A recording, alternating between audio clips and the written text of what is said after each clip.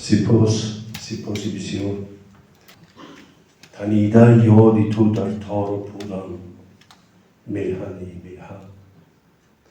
بود لبریز از عشقت وجودم، میهنی میهن. تو بودم کردی از نابودی و با مهر پروردی، فدای تو همه بود و نبودم، میهنی میهن. فزونتر گرمی مهرت اثر میکرد بر دیده، به حالی پر عذابت میکشودم، میهنی میهن. به هر مجلس، به هر زندان، به هر شادی، به هر ماتم، به هر حالت که بودم با تو بودم، میهنی میهن.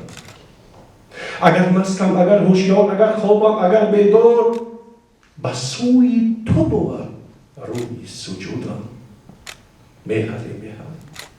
به دشت دل گیاه جز گل رویت نمی روید، به دشت دل گیاه جز گل رویت نمی روید. من این زیبا زمین را آزمودم، میهنی میهن. این غزلی بسیار با لذت، من کلمه با لذت رو مخصوص استفاده میکنم، هرچند در نسبت به غذا استفاده میشود، اما لذت معنوی که این غزل دارد بی‌نظیر است، یک شاهکار است در آسمان شعر، در کتاب شعر و با قلم استاد لاهوتی تعلق دارد. خب سلام و درود به یکایک شما عزیزان، سلام و درود به ریاست محترم این جلسه، خاصه به رئیس محترم دانشگاه ملی استاد نسرین زاده برای دعوت و سخنگویی. امیر خسرو میگوید که سخن آن است که از شماره شب خاطر رو کند درون افروز. اکنون من اینقدر هنر و استعداد ندارم که خاطرهای شما رو درون افروز بکنم، اما موافق امکان و توان چند سخن از باب وطن دوستی خواهم گفت، هرچند در این موضوع سخن کردن بسیار مشکل است. عموما در مفهوم‌هایی که سراپا از فرهنگ و تمدن و معنوی از این چیزها سرشار هستند، سخن گفتن بسیار بسیار مشکل است، چون که سخن نو گفتن مشکل است.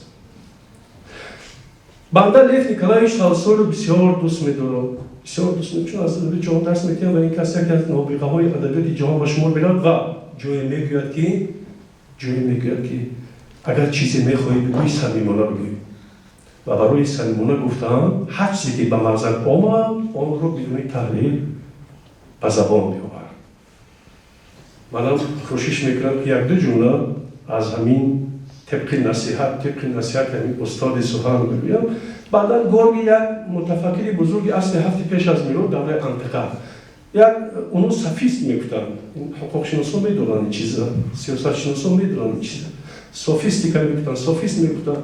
اونها یک دو پرینسیپی بسیار معمول داشتن. یکی که انسان میزان همه دون اشیاست که هر چیزی که انسان میگوید توسط هضم شدن اون معنا و اون مفهوم و اون حقیقت ها در مغز او بعداً گفته می شود، یعنی از نقطه نظری همون گوینده صادر می شود. و دیگری سخنوری واقعی همون است که چیزی کم رو بزرگ و بزرگ رو کم نشان داده تواند تا اینکه اعتماد شنونده را با وجود بیارد.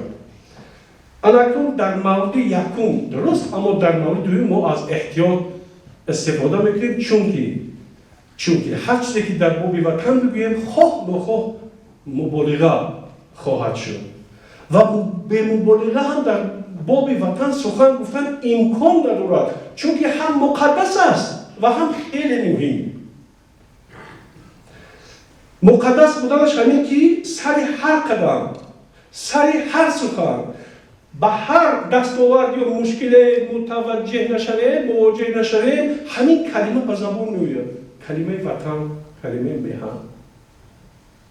و مهم بودنش از اون است که بدون وطن ما زیستن نمیتونیم، مرگ فیزیکی ما فرا میرسد. این هم مقدس بودن هم مهم بودنش رو بنده همینطور میفهمم.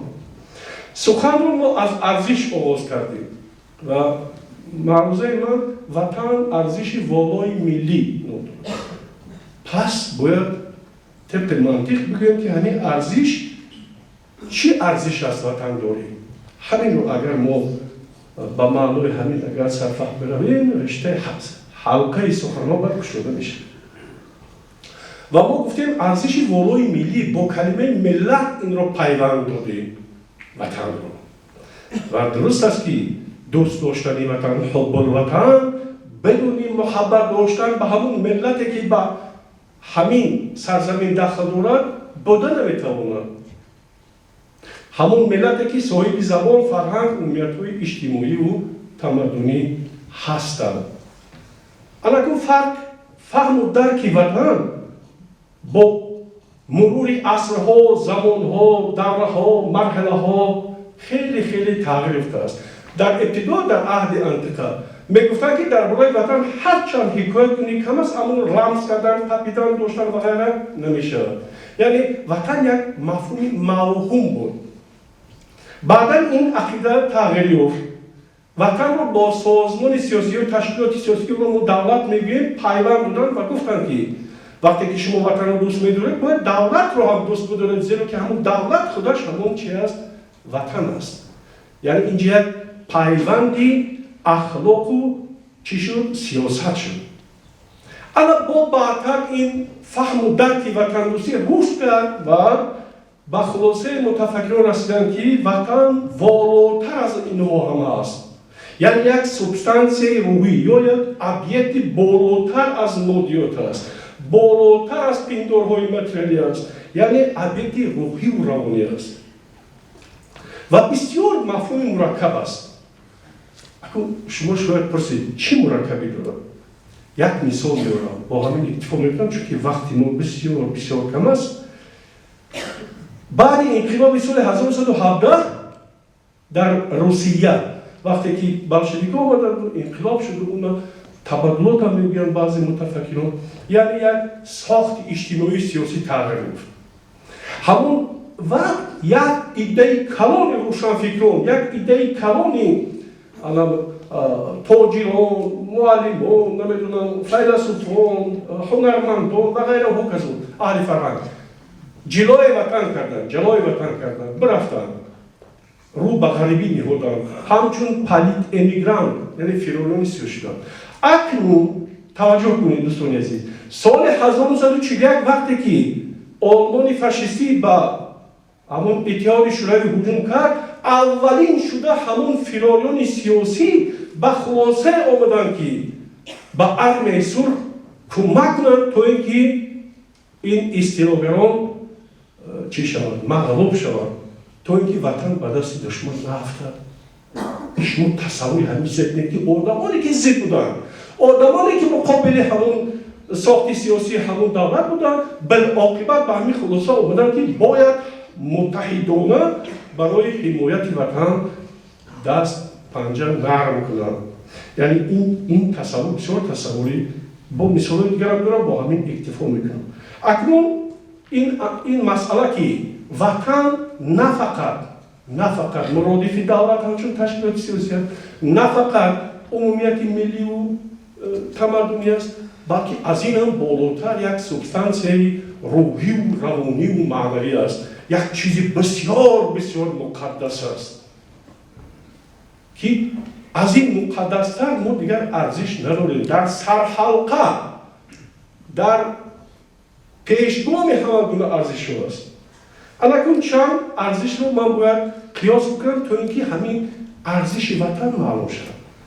اولین چیزی که ارزش میگیم ارزش‌های آدمی، ارزش من، شما دیگر پیش نظر میگیرد. این ارزش‌های عادی انسانی هستند که هر یکی ما با اون احتیاج داریم. مثلا صحتی جسمی و روحی، تأمینات خوبی مادی، حیات سعادتمندانه اولیوی، خب دوستان خوب چی داشتن؟ صداقتمند داشتن، باوری به خودی خود، آزادی در گفتار و کردار، کاری موافق به جهانبینی، خود را تصدیق کردن شخصیت در این مرحله عمر، احترام و آخرینش اعتراف. این چیزها ارزش‌های عادی انسانی هستند. اما این ارزش‌ها را هر کس به طور خودش به طور گوناگون معنیدار می‌کند، شرط می‌گیرد.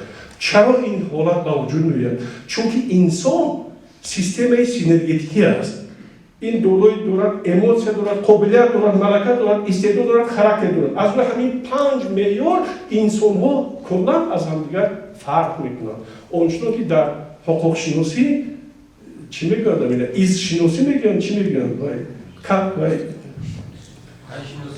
پای شناسی، همین پای انگشتی کسی به کس دیگر مانند نیست و هر جنایتکاری که در میآورند یا که بازداشت میکنند از زمین کفی دستشون. بعدا انسان دارای فطرت انسانی است. همین فطرتش باعث میشود که گوناگون اندیشی در فهم وطن صورت بگیرد. اینا چی است؟ عقل است، تخیل است، حافظه است، حس است، روح. از همین 5 عنصر انسان ها به طور گوناگون اندیشه می‌کنند. اگه یک باره عامل اجتماعی و تندرستی را نگوره بگوییم. اریک فروم یکی از بزرگترین روانشناسان سیاستشناس میگوید که پارادوکس هستی انسان همین است که در یک وقت هم اتحاد با مردم با دیگران و هم نگاه داشتن ویژگی‌های هستی خودش رو تقاضا میکند.